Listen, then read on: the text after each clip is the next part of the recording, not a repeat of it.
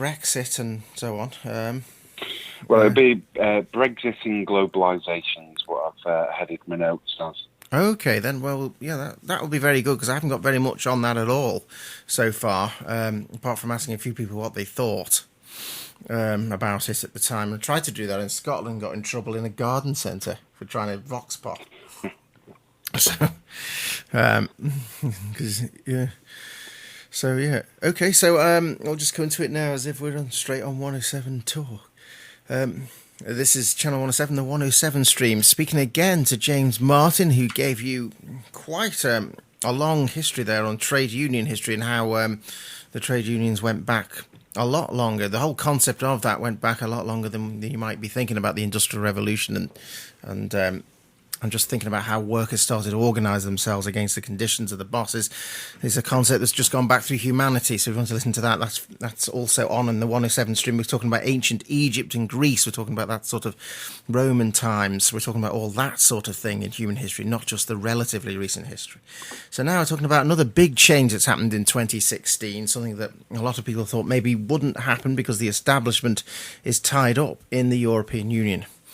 But by a narrow margin on the early hours of July, I think it was June actually, June the 24th, it was revealed that Britain had voted by only about 2%, more than 52% to leave the European Union. And as so far, the plans to actually activate that Article 50 that would get the Britain out of the European Union, the ruling party, David Cameron, and then, of course, the new Prime Minister, Theresa May, has rather been stalling about it. And one of the things that it was interesting to point out was that David Cameron said, when talking about offering the EU referendum originally, that he would actually activate Article 50 in the morning following it if there was an exit vote. Of course, that didn't happen. So there you go. So what sort of thoughts have you got about Brexit then and globalisation and the whole picture of what's happened this year? Well, with Brexit, I mean, just a hello to your listeners, and again, thank you for inviting me back. With Brexit, this was no real surprise. I'd been predicting this, since the announcement of the referendum. Cameron's days were numbered immediately as soon as he called for the referendum, whether we'd stayed or whether we'd left. I'm not remotely surprised by the result. People don't see the benefit of being in Europe, and I suppose it's telling. Really, I wouldn't classify it necessarily as a referendum, but more of a national by-election. A lot of people that I speak to on a daily basis. I've just returned from France. The French are shocked that we've decided to leave. They see us as good friends, strong allies. The British people that I've spoke to appear to again be surprised. The number of people I've met who voted to leave, explaining that they were protesting against the government, the lack of democracy domestically and across the EU. Well, this really does seem to reflect that the kind of hangover effect that's happened since Brexit. No one can quite believe it happened. It's no surprise. I suppose it was a choice as bad as the American people have with their choice between, pardon the phrase, two cheeks of the same arse in Donald Trump and Hillary Clinton. We had a choice between TTIP and the removal of workers' rights. It's of no surprise to me. Yes, that's the trade protocol, isn't it? That was to do with the European Union. This is something could give a brief outline of what that would have entailed. So that it was greater freedom for corporations over the wishes of the people would be one headline, I guess. If I were to describe TTIP, which is still a realistic threat, like most trading agreements, they're not designed with workers in mind. It still remains a threat. I would imagine that this will be reinvented and renamed if it doesn't go through the European system. But TTIP stands for the Transatlantic and Trade Investment Partnership. And what it seeks to do is remove the trading barriers that exist between the United States and the European Union. With TTIP, though, it has a few other bits and pieces that people should be aware of. For example, the entire agreement's been negotiated in secret. We know about some of the provisions within the trade deal through leaks and through boasts from a series of right-wing prime ministers. For example, the Prime Minister of New Zealand, John Key, who signed a similar agreement with between New Zealand and the United States called the TPP, the Trans-Pacific Partnership, bragged in the New Zealand Herald that finally we've reached the glass ceiling, which will provide a statutory maximum for workers' rights. In a nutshell, it seeks to remove any barriers to trade, and existing free trade agreements have clauses within them called the investor-state dispute settlements. In a nutshell, what this does is allows a corporation to sue a government for threats to future profit or threats to profit. So that's like regulation, yes, obviously. So you could have the tobacco industry saying, well, we don't want you making us put labels on our products and warning of the dangers because that'll affect our profit. And they could sue, say, the UK government for that or something. That's exactly right. But a similar situation is going on right now, I think, with British Imperial Tobacco in Australia under the clauses of the TPP. I'll give you just one example a little closer to home. The Swedish company Vattenfall sued the German government after Fukushima, when Germany decided that it would no longer pursue its energy sourcing from the nuclear industry. Vattenfall decided that this was a threat to future profit and sued the German government 3.6 billion euros. Right, so we have a choice between that and, well, the UK has voted to leave the European Union, or by voting to leave, a threat to workers' rights. So you could take us through what exactly are the sort of things we might be seeing as threats to workers' rights now in the UK, having left the European Union. Well, if I conclude on TTIP, it's an excellent question. Britain, if it leaves the European Union, it'd be interesting to see if we actually do. To be fair, if we do, then the TTIP, in whichever guise it evolves into, is a trading agreement with the United States. We don't have a trading agreement with the United States. We have trading arrangements through the EU. However, when Britain's desperate to sign trading agreements, so I can see us signing into a version of the TTIP.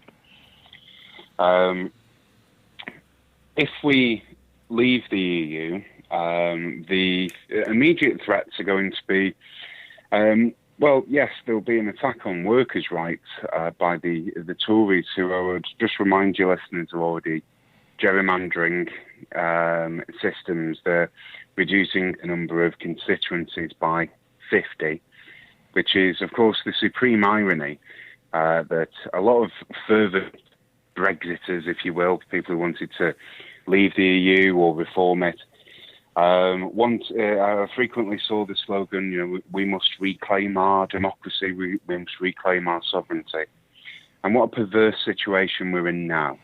We have an unelected Prime Minister, not even elected by her own party, who has installed people into her cabinet who've been quoted, at least 3 of them, as saying that all new employees should not have any workers' rights. This is what we're dealing with. And the protections that have been, and until we leave, are afforded to workers, things like pregnancy and maternity rights, working hour restrictions, the right to some payments, the right to state benefits across the EU, health and safety rights. I could be here for months going through the various protections that they want to rip workers' off. Yeah. councils will no longer be enforceable from a European perspective. Now, I hear the argument that domestically, Britain could it reinstitute its own acts, its own laws, etc., etc. I haven't seen any evidence of that with the current government or its previous evolution. I suppose I keep mentioning evolution. I might have Pokemon on the go. You know, it sort of goes from coalition to Tory. And after that, God knows what. But anyway, I haven't seen too much evidence of a desire for workers' rights. And I think it's telling if we look at history, for example. The previous generation who set up the welfare state from 1945 would be on the streets, I suppose, if they thought that their rights were being eroded, their working rights. Unfortunately, most of them have retired. So in terms of their threats, they see threats to pensions. I will break a story for you, though. I will confirm to you exclusively. I won't reveal sources, but there will be a between 14 and 16% cut, a budget cut in October of this year. That will include, I understand, a between 2.6 and 2.8% cut on state pensions. Right, so this is an overall cut to overall government expenditure of public services, or is this? This will be across the board. Across the board, so that's the overall. I'm uncertain at the moment whether that will affect health, but this has been long rumoured and essentially is used. The Brexit vote has been used as a excuse to rein in public expenditure even further. I'd also remind your listeners that we're only about 60% through the first round of cuts announced by the coalition. So this is more cuts to come. So you question about what will the effects be for workers. Well, when the announcement's made October, just recall this interview, further cuts, degradation of workers' rights. I would just remind everyone not to panic. It's not as soon as we leave the EU the rights go away, because they're already enshrined in UK law via the EU directives. But there will certainly be a downward tendency if we don't change. Essentially, what we're seeing is the death of neoliberalism.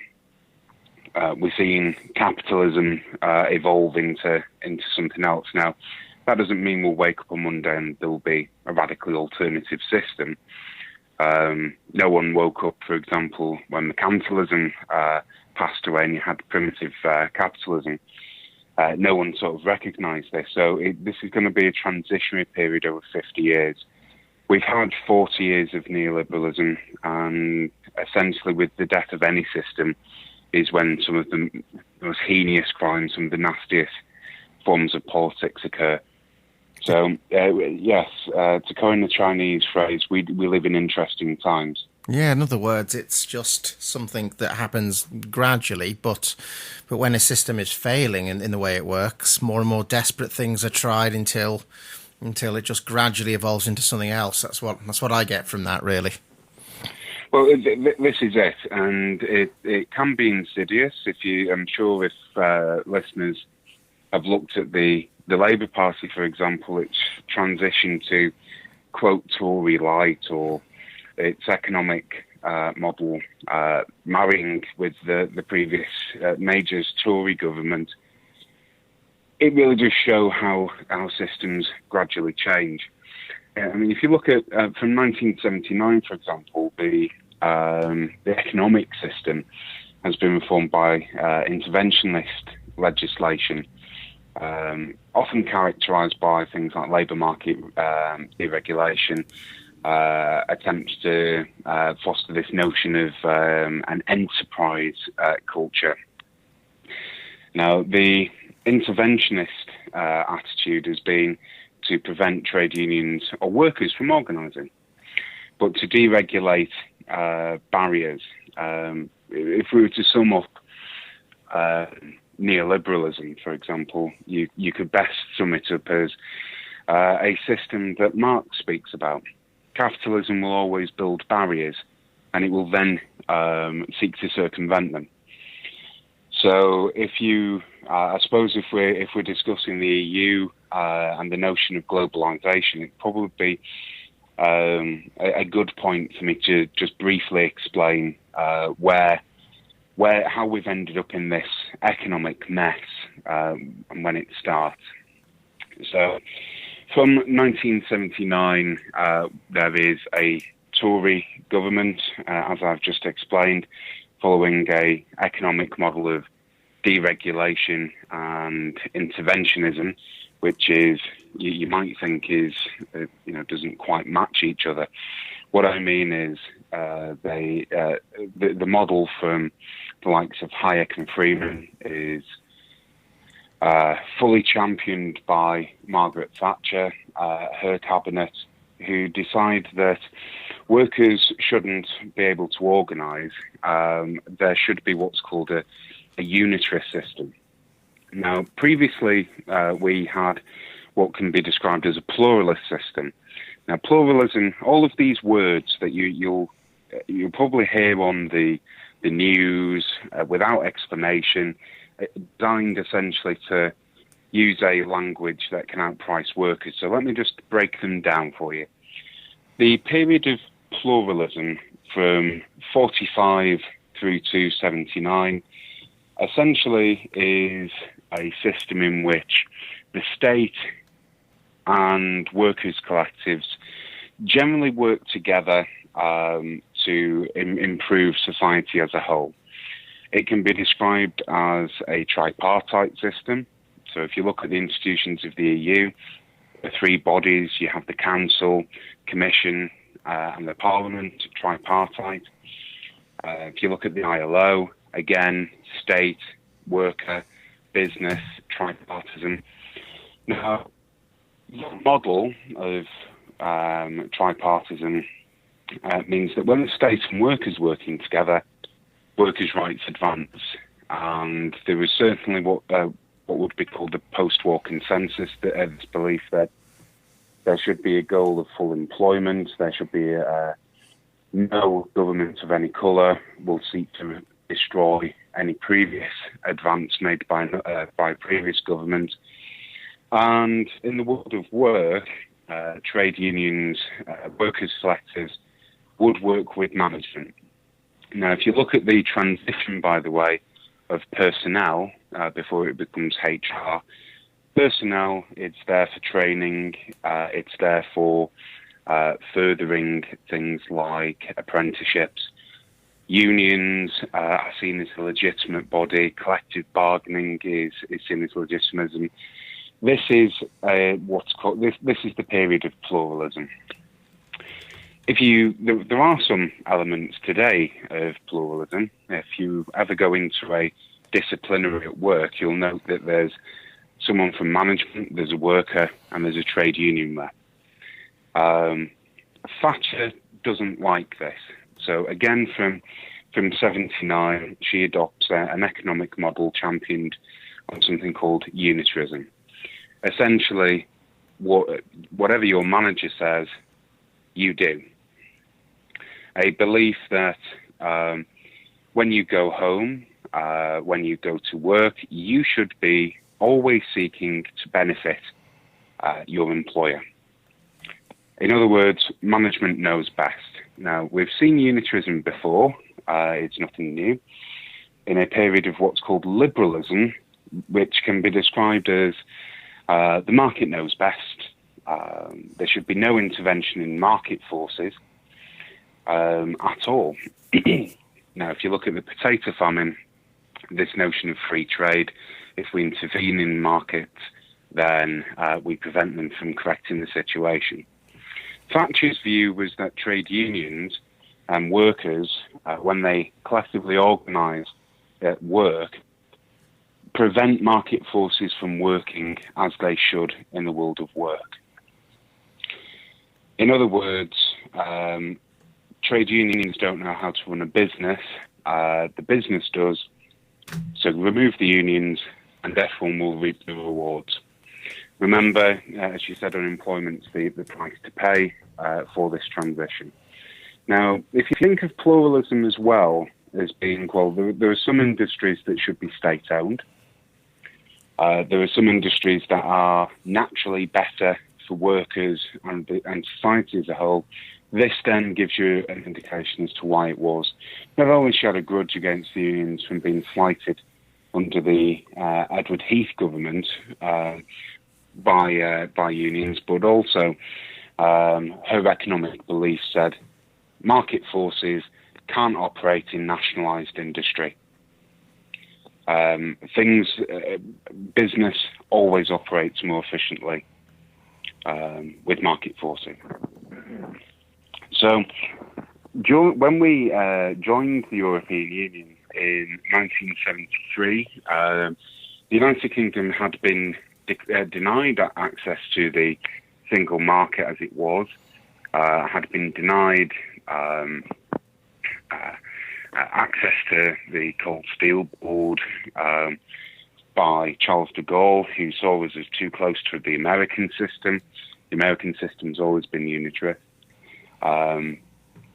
Far too liberal, using the old meaning of liberalism. He vetoed our access to the market. Now, I mentioned liberalism a moment ago, and I said unitarism isn't something new. Well, it's not. We now know it as neoliberalism. So if any of your listeners hear the term neoliberalism, think of the days of the soup kitchens, the Irish potato famine, where market forces don't come in. Master and servants, in fact, there were 4 acts called Master and Servant Acts, which essentially codify the responsibility of your master. You are owned, you are property, in essence. Legalised slavery. Neoliberalism just means new liberalism. Yes, I'm that's sure right. if any of your listeners at work, if they were to tell their boss, I disagree with your course of action, I think it's wrong, I'm sure your boss wouldn't engage in a dialogue with the trade union to work out the best way forward. No, instead you'd be with a trade union rep facing disciplinary for disagreeing. It's the right to manage. In other words, Master-servant relationship. Yes, so that's what. I mean, it's often confusing, although though this is a discussion in the European Union as to what neoliberalism is. Obviously, neo means new, but to actually work out how doesn't sound like our system is very liberal for the ordinary person. It sounds like it's only liberal for people in positions of power, such as companies, corporations, and governments. So it is very confusing when you hear the term neoliberalism, because it was coined as a negative term, to work out exactly what it means. Well, from my perspective, it is. Essentially, again, just talking through. Whilst we've got this context now, I can now explain why it is that trade unions historically, for example, and the left as a whole, were very suspicious of the European Union or the European Economic Community. suspicious because this is a free market area. This is a zone which essentially is there for the market.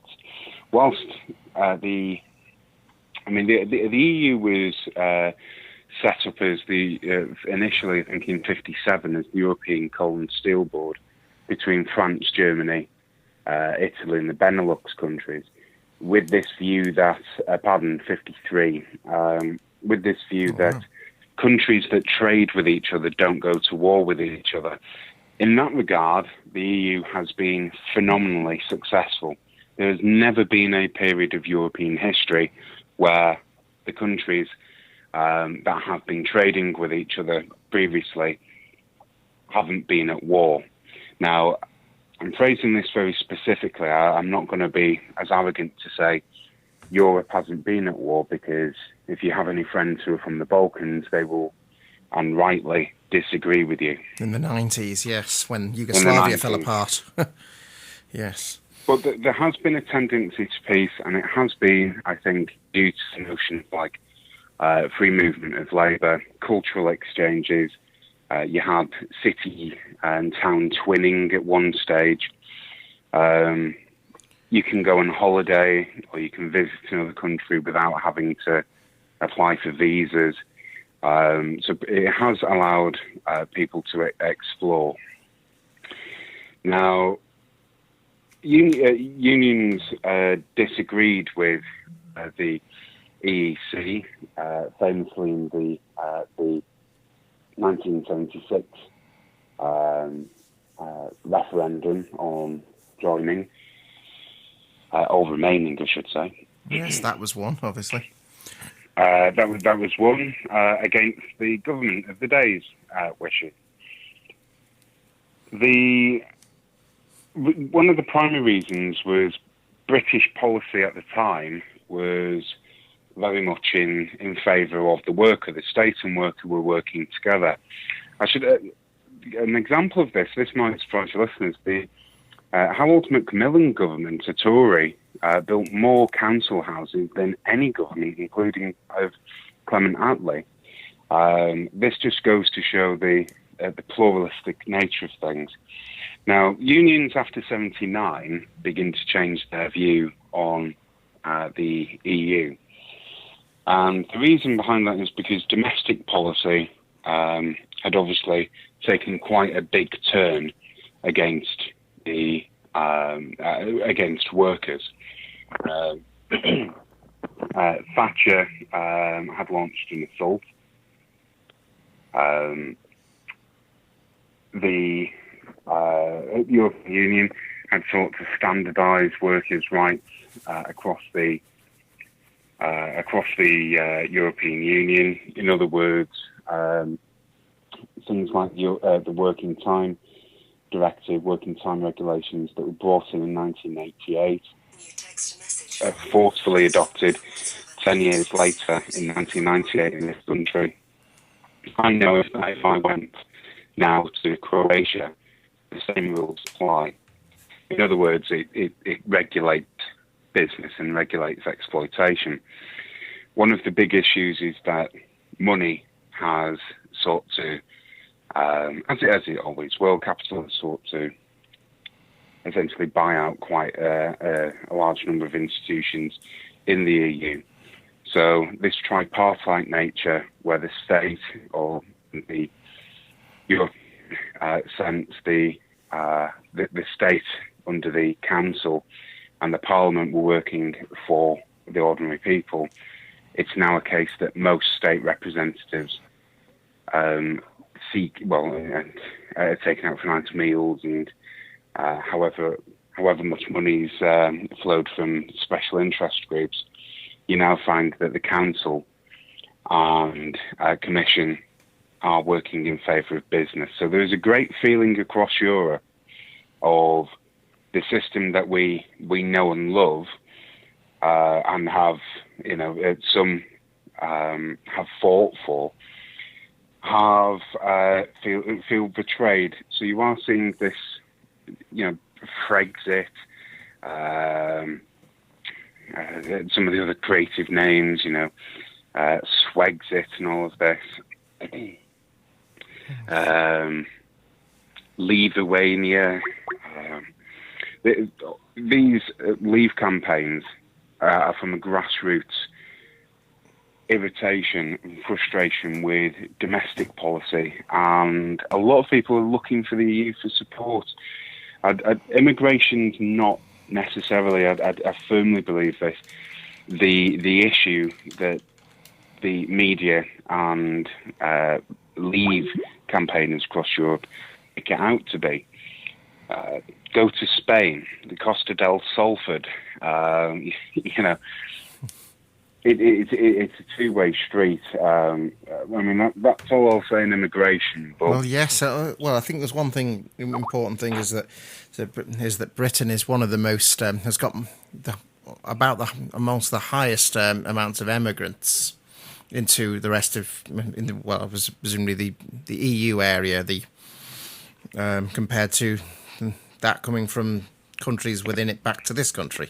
So, but there's quite a lot. Yes, it's quite a big topic. But one thing is the very, very low level of immigration, even from EU areas and non-EU areas. That it actually was as well to make it such a big issue. Somebody even took a big advert out in the paper to explain.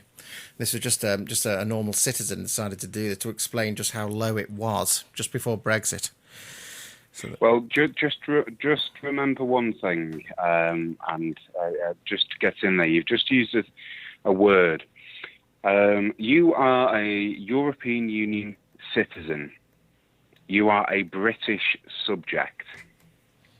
Now, without going too far into this, as a British subject, as soon as I don't know if your listeners have seen, certainly in the UK, I've seen these strange billboards about legal name fraud and all of this.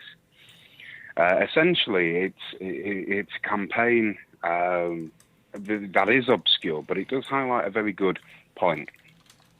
As a British subject, you're property of the Crown. Your name is registered as such from your birth certificate when you are born. You are a British subject. You are a citizen of the EU. Now, just play those two terms against each other. Me personally, I would much prefer to be a citizen than a subject. Your listeners might disagree with that that notion, but it implies hierarchy. Obviously, the idea of the monarchy, and we're all just subjects. Even though the British monarchy now, allegedly is just they've been reduced to figureheads. Although, of course, with the corridors of power might work a little bit more insidious than that. Of course, they're not. I will just declare myself a Republican, so I'm not going to. I always believe that debate should be relatively free, under the guise of comment is free, facts are sacred. But the monarchy isn't, this figurehead idea. Well, they receive quite a chunk of money. I think it's about 2p, and your tax goes to the monarch.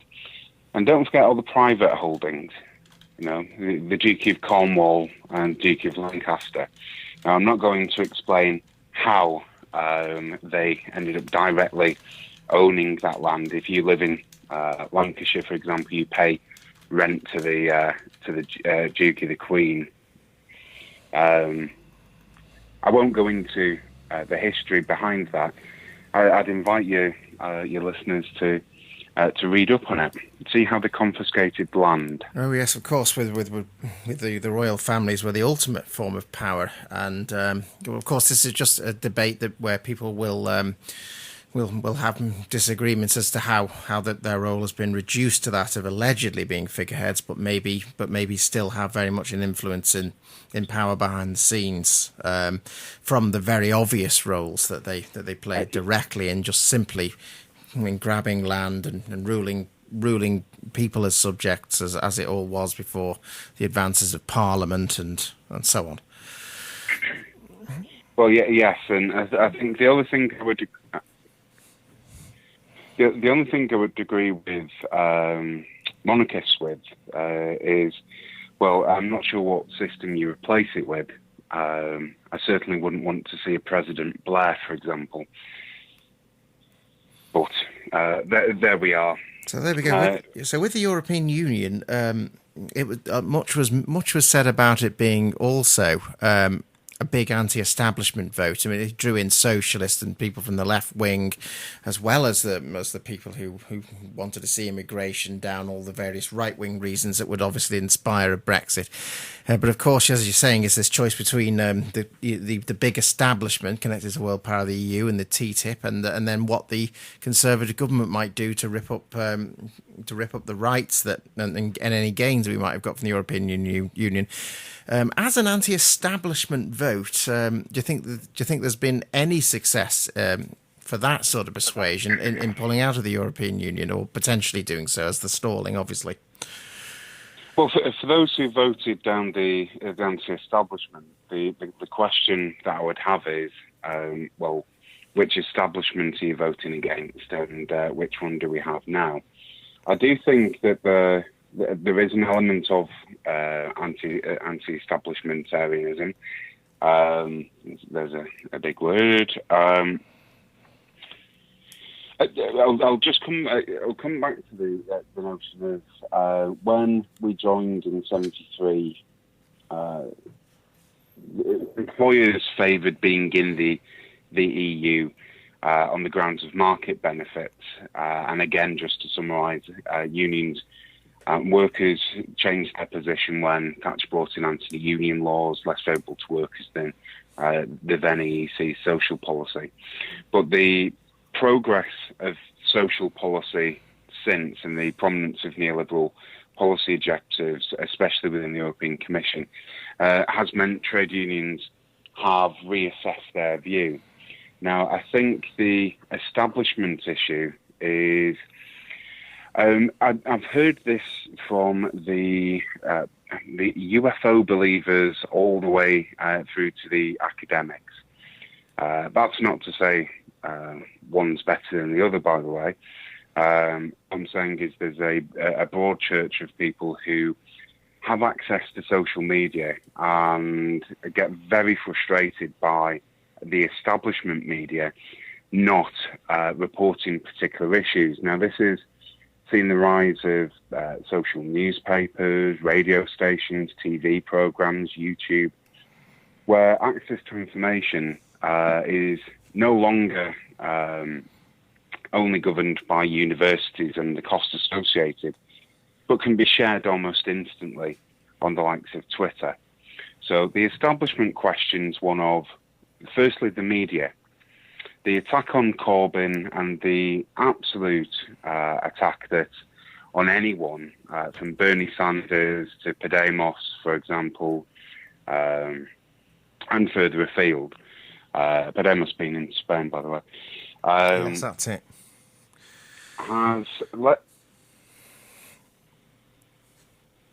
Sorry, you were just saying? Oh, sorry. I was just confirming that Podemos is a left-wing political party in Spain who've done pretty well. Yeah, and people are seeing on Twitter what, for example, Jeremy Corbyn's messages, and then looking at the BBC who are reporting on, plastic bag up. I just invite your listeners to just pause and consider all of this notion of, for example, the BBC's attack on Corbyn. It started since day one, as has the plot to oust him, by the way. Now, I always find it curious when the establishment media go to attack something, then I'm very wary as to whether or not they're speaking the truth. And your listeners should question why it is that the establishment is so against Corbyn. And the answer is he's a threat, and he is a threat to the anti-establishment. To the establishment. Whilst he's in Parliament, he does hold anti-establishment views. And this is why tens of twenties, 30s of thousands were out on the streets of Liverpool a few days ago, supporting him. I was in France watching this on Télévision 5 on the news there. They're reporting it. Nothing on the BBC. So I think when the media start broadly being in favour of the EU, we're not talking about the Daily Mail or the Express here. We're talking about the Guardian, the Mirror, maybe the BBC, Sky News. Then people look at that and think, well, you've already, Laura Queensberg on the BBC constantly attacking Corbyn. I believe there's been an academic piece out confirming the BBC's bias against Corbyn. That will be in court shortly. People listen to this broadly positive EU message and think, well, hold on a second. If you can lie and attack against someone that I believe, or a movement I believe in, then, well, maybe I should go the other way. I think there's a groundswell of people who weren't inspired by Ed Miliband and despise David Cameron, that when David Cameron says we should stay, that people went out and voted to leave.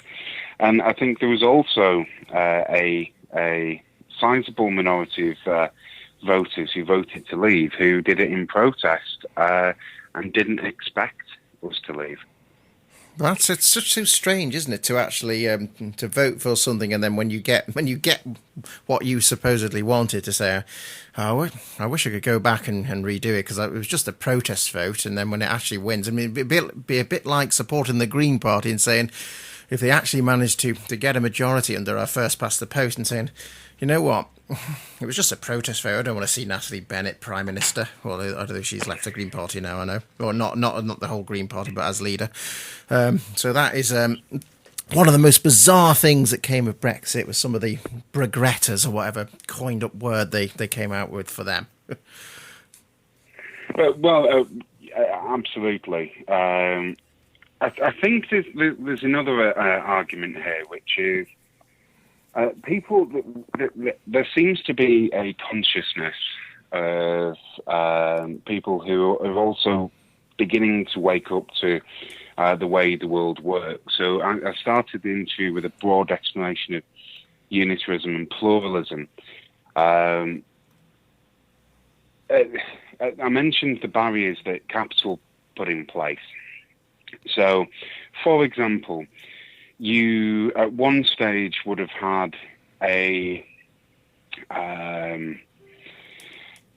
if you wanted to take out a loan, you would have to speak to your bank manager. This is the bank manager is then replaced by your credit report and credit rating. This is a barrier that's put in by capital to essentially control systemic risk.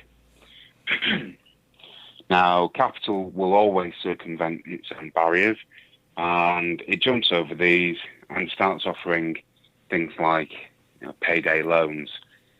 Now, there's then another barrier put in. Well, we can only charge up to 8,000% on these. Only, so only, yeah. That's well, terrible.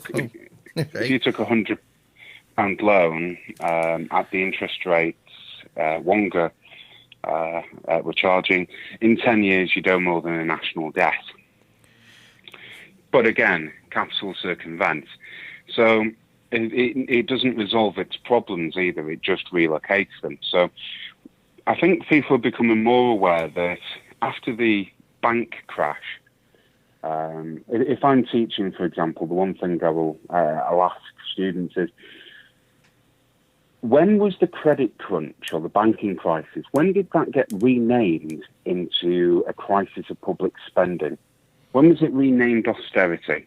Because for me, there wasn't a single day that this happened This was again a gradual drip feed campaign from the established media. That's right, because it was So 2008 for the bankers' crash, but then they started to in the general election campaign for 2010 started to call the Labour Party fiscally irresponsible and started to attack public spending along and linking it to the banking crash of '08, rather which is frightening tenuous. people and using an unusual analogy, the country's credit card.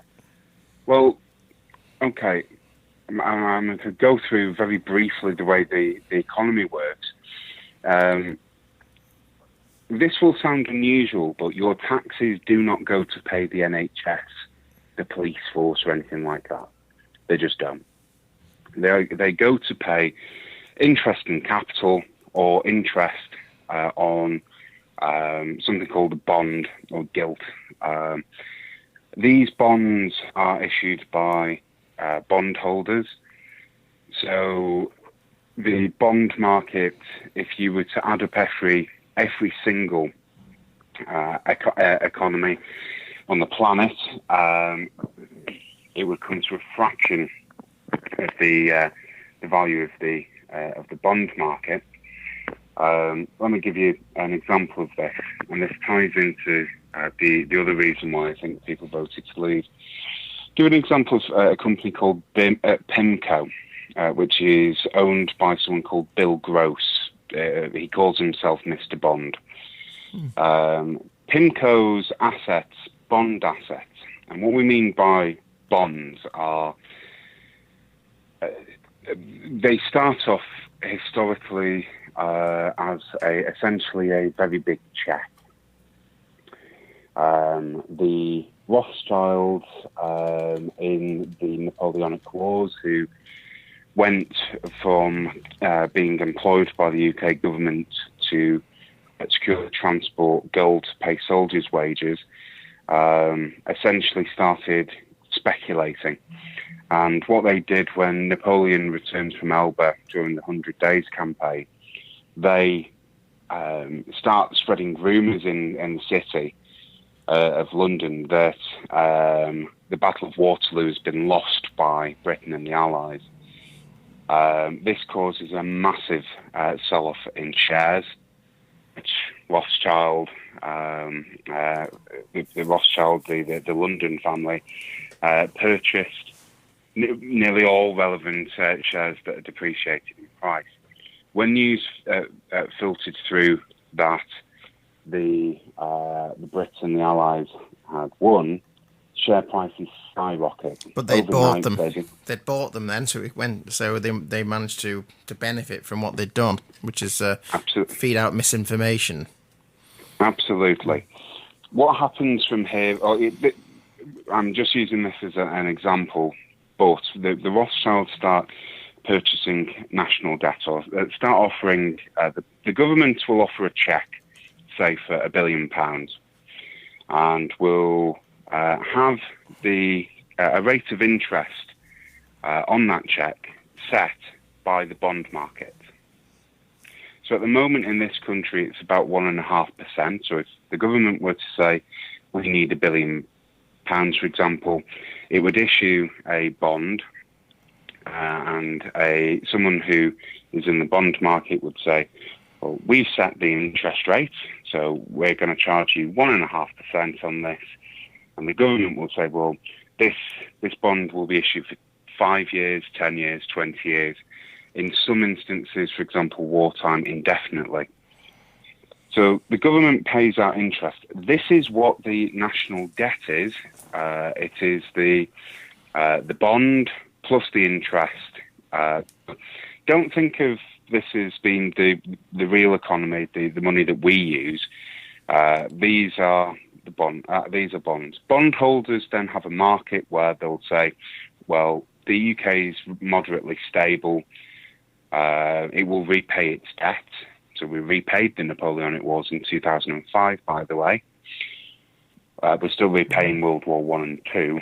That was a long debt, wasn't it? 2005 for something that happened before anybody alive was around. Was even everybody involved is now long debt.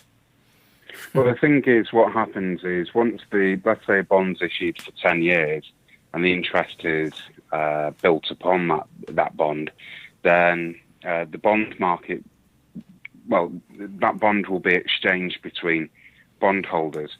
So if inflation's high in a country, that will devalue the value, the purchasing power of the currency,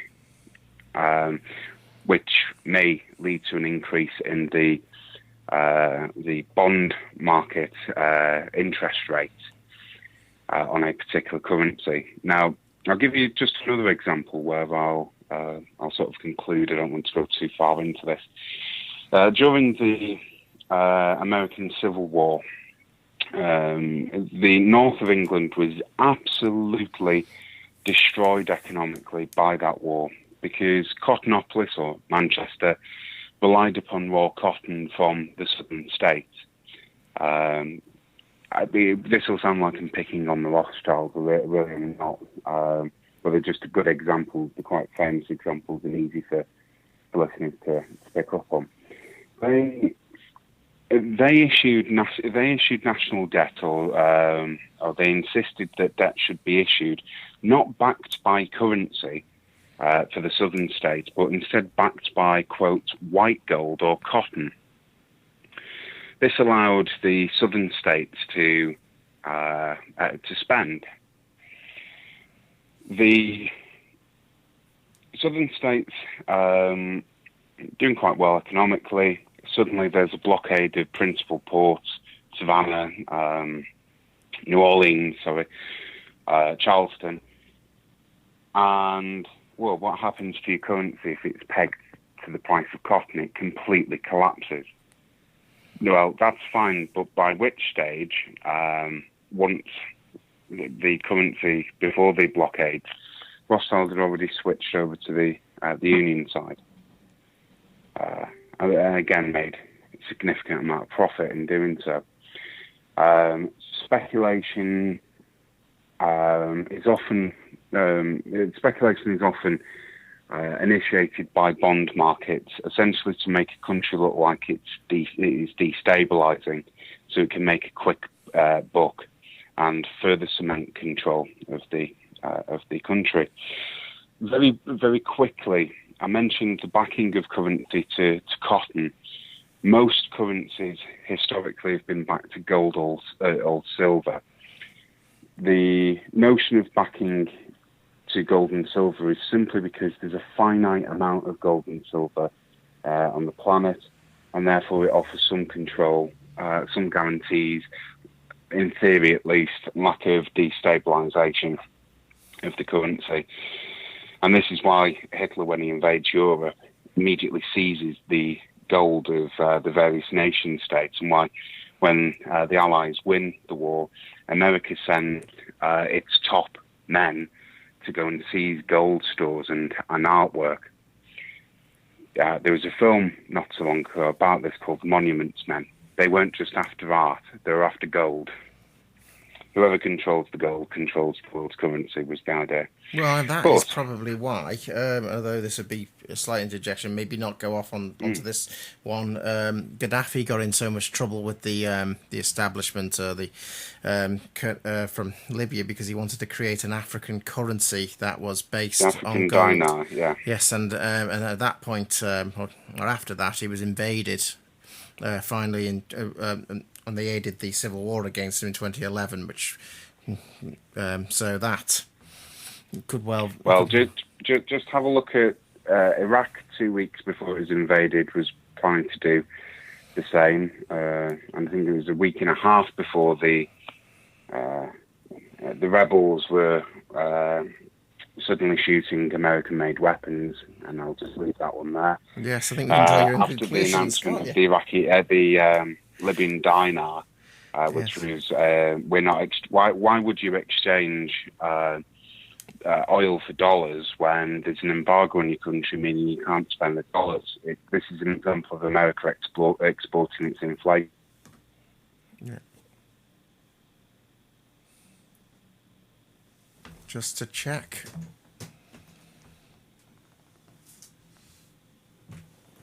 Yeah, we've just lost audio there, so and that although it obviously it has been slightly up and down. The quality's dropped a little bit. Obviously, conspiracy theories might immediately jump to if the establishment is able to listen to the audio and we're talking about the very machinations or mechanisms of the way the world actually works and get a bit too close to it. For some reason, Skype and your connection over the internet, which is in their world, they're trying to control, obviously, might stop working. So there you go. So we'll just see if we can ring back now. That's to a mobile network. And of course, it might have nothing to do with that as well. But we covered a lot of topics there on that. So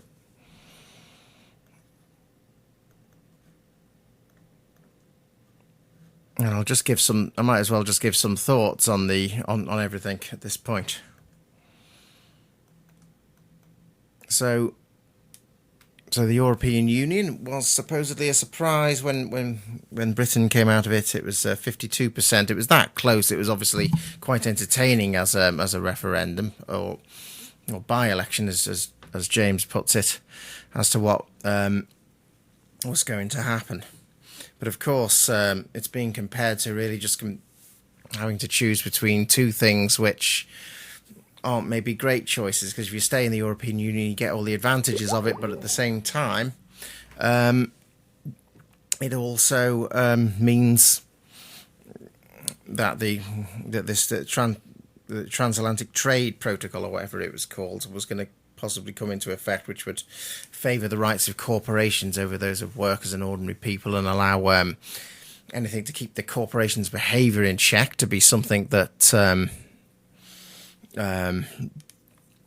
was something that the corporations could more easily challenge. So that was something that would have resulted from further membership of the European Union. Is one of the things that, as James says, they will try again anyway, under some other form. But of course, we have the Conservative government ploughing ahead with removing all the various rights and so on into the way that they think, but at the same time also stalling over it. Article 50. So.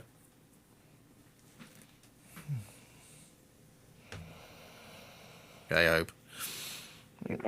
Okay, so you go ahead again. We were cut off maybe by the establishment, or maybe by the fact that this is still a very old computer, this one, and it struggles quite a lot with long recordings and things. But and eventually will be upgraded if the state doesn't cut me benefits off. Go ahead again, Jay.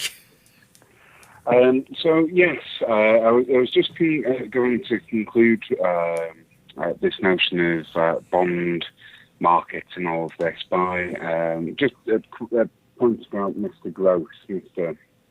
Bond as it's called. His assets in 2015 were 1.52 trillion.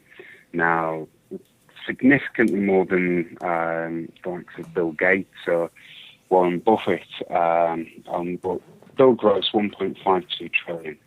Oddly enough, you won't find him mentioned on the most wealthy people list. But to put that in comparison, the United Kingdom's income in 2015 was 2.865 trillion, and every country on the planet was 77.87 trillion. The bond market in last year was worth 101 trillion.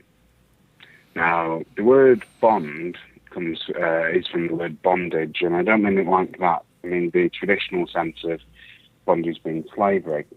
Now, you talk about an anti-establishment movement. I think with this in mind, and now people are familiar with how the bond markets work, or at least notionally, maybe another discussion about how money's literally made magicked up out of nowhere. Maybe another interview would probably cover that. Yes. But in a nutshell, there is, I think, a swelling of people now who bought into the notion of the country's credit card. Again, your taxes, if you're on benefits, you pay taxes like everyone else. You just don't pay an income tax, although there is an argument, well, actually your benefits are taxed, so yes, you do. So you're paying back into the exchequer. the country couldn't operate on a system where the NHS is funded on tax, for example, because how could you ever budget not knowing if people are being made unemployed? Essentially, you'd have to wait for income to come in. So the government has issued bonds, and that's the way that this works in a system of fractional reserve lending. And bonds, and it has saddled countries with debt, and the real masters, I think, of countries and institutions, the EU maybe now, is essentially bond markets. If they say jump, you jump. If you don't, then they punish you. Every now and again, there is a destabilization, often built on a political problem or an economic problem. Argentina saw a collapse in its currency in the 20s, 50s, 60s, 80s, 90s. Brazil are seeing it now. And we've seen a slightly different problem in the United States and the UK, which has been the so-called credit crunch. There were more millionaires made in the recession than ever before in UK history.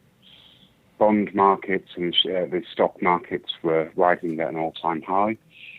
The people who suffer in times of crisis and in times of economic crisis are the ordinary people.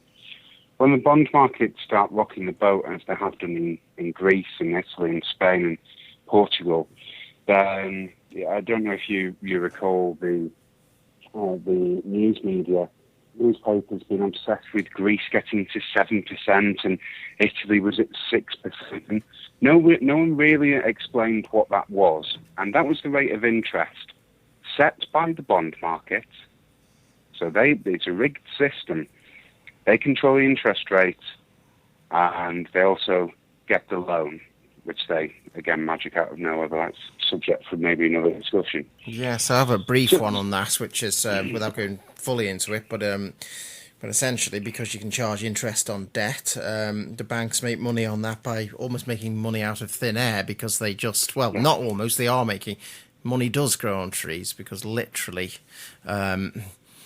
the amount of money that is charged on a debt is in fact the profit that the banks make. That is what has made the amount of money in the world go from some figure that may have been millions at one point, the total amount of money, all the currencies, all the wealth, go to the trillions or whatever it is today, because money has been made out of nothing, because that is so that's just what you're talking about.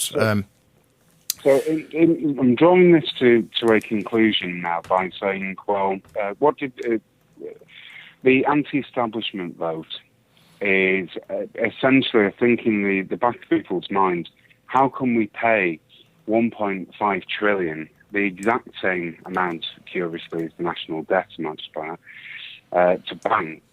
How can we bail banks out? I used to work in one.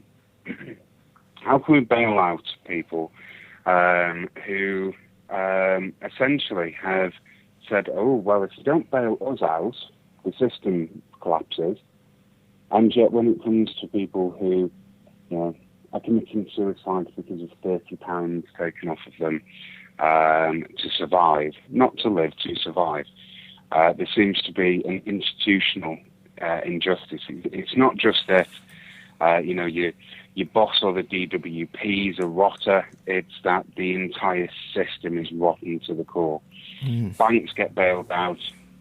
People commit suicide. Probably because banks are in that position of just simply controlling the country's finances by the methods that you've just talked about, which is that really they are funding, with this bond system, the money that the government uses, and therefore they can't say no to them. Whereas with the other policies that they're trying to put through of doing these arbitrary benefit cuts and cuts in general, they are able to do it without any recourse, apart from all the protesting, and because they're in control of it.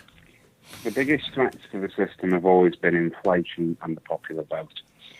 in essence, what's happened is people have been lied to. There's been disinformation on both sides of Remain or Leave, and no one's really explained what it is that the EU is actually about. Politicians don't, for the most part, when you find an honest politician, you think they're lying because they're being too honest. On the Remain side, you have the argument of workers' protections, the last vestiges of pluralism. When we're seeing, the steel industry has collapsed, it could have been nationalised, as has been the response using things like state aid provisions in the EU. In Italy, for example, Germany, France, to a lesser extent, different response maybe in Spain. We've let market forces work. We're in unitarism. The entire doctrine of the money classes is to secure finance and not jobs or industries that can't just come back. Farming, for example. The Tories believe in socialism. They always have when it comes to agriculture, because that's where most of the voters come from. The gross subsidies for farms, I don't disagree with them, by the way. You can't have a farm close one year and open the other. That's just not the way it works. So there are some industries that should be nationalised, that should operate in, I think should maybe operate in a pluralistic way. I'm saying this as a Marxist. Marxists don't believe in unitarism or pluralism, because it automatically assumes that managers have right to own the means of production. But if agriculture can be supported by the state, so can steel. So on the Remain side, you have this notion of we all chip into the club, and particular industries reap the reward: science, agriculture, etc. The Remain side were arguing that, well, nothing can be nationalised because of European rules. We need to take back ownership. There's a democratic deficit, which I agree with, by the way, there is, in this country especially. An unelected leader, not even elected by their own party, who wants to remove your human rights and your workers' rights. I hope this, for those who voted to leave, I hope this is the reclaiming of democracy that you may have been told. Gerrymandering of constituencies, reducing them by 50, trying to favour the current government. If this were to happen in Belarus or Nigeria, we'd call it corruption. In this country, it's democracy. But there's been a lot of lies and mistruths that have led to the decision. Someone asked me why it was the stock market was booming after a slight blip. And the answer is, well, the British pound has essentially devalued itself, meaning it looks more appetising for investors who are wishing to make use of the lower pound, because they'll know it will eventually increase. Yes, that's similar to the Rothschilds, isn't it? That's similar to what the Rothschilds did. It was just to bring it because they, historically, they would back a side that looked to be failing, besieged by war, a country, and then buy up all the devalued things to do with the devalued currency, and then when things were actually better, they would then profit because they'd done that. So it sounds remarkably similar to that, really. Absolutely. There'll be people who've been planning for this for a long time. As for where we go from here, broadly, in conclusion, the system of capitalism is ending. It will be replaced either with a broader workers' movement. For those who say there aren't any alternatives in the meantime, yes, there are. How about two ideas? We could now have a system where there is 100% inheritance tax, no other taxes. That would stop wealth being hoarded by the rich. Or we could have money that expires, and again, that would resolve the problem. That's interesting. Forcing money to spent. So there are some economic models. There are other systems, the Virgil system, which is spelled WORGL, the Virgil experiment you might wish to have a look at. There are alternatives out there. Don't take the George Bush 1992 scenario of communism's fell, so capitalism's building its last. Capitalism's dying. We might end up with a plutonomy in terms of a corporatocracy, and I don't mean that in the economic sense for those economists listening to the programme screaming at the radio. I mean, where corporations essentially replace government. That's a significant reality. If that sounds too conspiracy, just look at TTIP. Can sue a government for changing policy. Essentially, corporations will control opposition or government policy by threatening them to, threatening them with a court case. And the court case for TTIP, by the way, is run in a secret court where the judge and the three plaintiffs are all from the company suing the government and two allies versus one defendant from the state. It's a rigged system. Where we go in terms of the EU, my strong feeling is there'll be a lot of talk but no action for the next 2 years. Whoever initiates Article 50 is going to, it's the end of their political career. The reason I say this is, whilst we've had the shockwave of the initial referendum result, the referendum, by the way, wasn't legally binding like the referendum. It was an indicative vote. Yes, so that's been mentioned, although of course it would lead to some sort of. I'm not sure how to really put this, but because obviously a lot of people don't have confidence in the government already, but it would be a clear indication to many people that the government wasn't working directly for the people if they just said, well, you know what, it wasn't legally binding, so we won't bother. So it's kind of like an option they don't have. They have to do something, even if it isn't legally binding. So it's kind of one of those, I think. So I don't think personally for the next 2 years anything's going to happen. I say this because there's not an EU budget for another 2 years, and there would be a logical exit, which would then allow the EU to budget without the UK. I'm just going to propose two alternatives that we can, if we have the will, allow to happen. If we want to restore democracy to the EU and bring back workers' vote, I'll just give one suggestion. I won't go into two. We should be campaigning for the commission, the commissioners, one per country. Each commissioner should be voted, should be elected in. That would bring the tripartite system back in favour of the people. We already elect MEPs. How about a commissioner? This is the battle against private wealth and corporate interest versus people. And people need to just bear in mind one thing. If you're looking for leaders, look in the mirror. It's the ordinary people who spur movement. Collective action, we're the biggest threat to them. It's the 99% versus the 1%. Collective action has brought you bank holidays, has brought you your working rights, has brought you the right to be paid, the right not to be killed at work, etc., etc. It wasn't done by one person. And I'll say that I'll say this as well on the EU. There's been criticism of Jeremy Corbyn's lack of leadership. I just remind everyone that as soon as we voted to leave, there wasn't a single party leader still in place, unless you include the Liberal Democrats.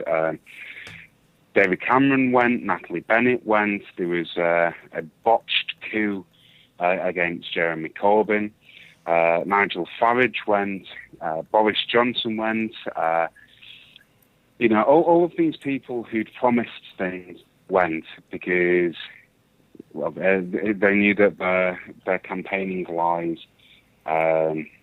had essentially been found out. 350 million would go to the NHS. First interviews after the Brexit was, oh, well, no, we didn't say that. Well, you did. It's very easy to prove you said it in these day and age when everything is recorded. Things are on YouTube, constantly. Because maybe 20 years ago, although there'd be proof, it was lesser. You can't say anything now without. So to actually claim that and then not be able to make it any form of reality, or to as soon as Well, this is it. So again, in concluding.